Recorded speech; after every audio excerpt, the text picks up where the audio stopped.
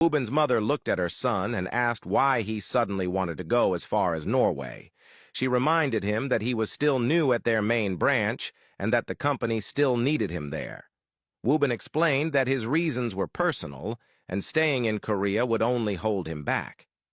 He believed that going far away was the only solution for him to move forward. He stated that he should return when he felt okay and ready to move on.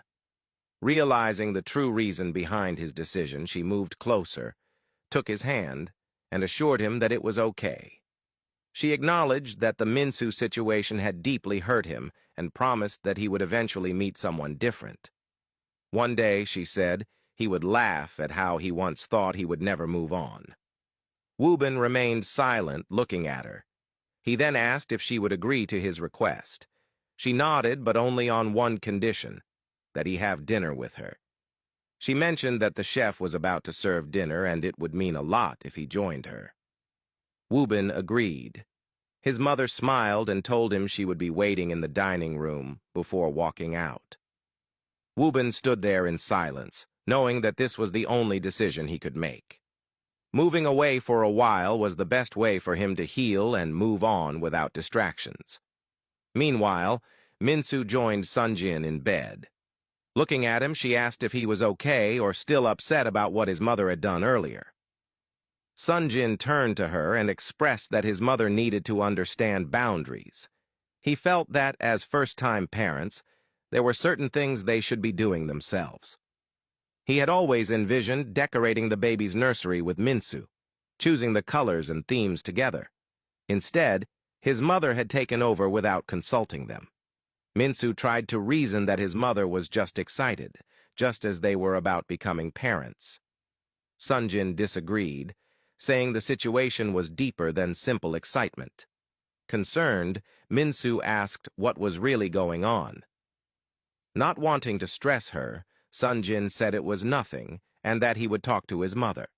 He pulled her closer, looked into her eyes, and suggested they sleep as their vacation was over and they had to return to their normal routines the next day. Minsu smiled in agreement and wished him good night before falling asleep. Sunjin watched her, still worried. He feared that his mother's actions were not just about becoming a grandmother, but possibly about reliving the past through their baby, specifically reliving his late brother's memory. He didn't want to burden Minsu with this fear, especially now that she was pregnant and needed to avoid stress. The next day, Wobin sat in his office finalizing reports and ensuring everything was in order before his departure. His assistant walked in and asked if he had truly made up his mind about leaving. Wobin confirmed that he had, assuring her it was only temporary and that he would return after he resolved what he needed to. He told her not to worry, as his mother would temporarily take over. His assistant, visibly disappointed, told him that if he ever needed anything while away, he could always reach out to her. Wobin smiled and thanked her.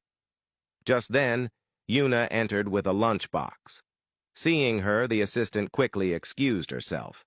Yuna smiled warmly and mentioned that she knew he disliked breakfast, so she had made him something.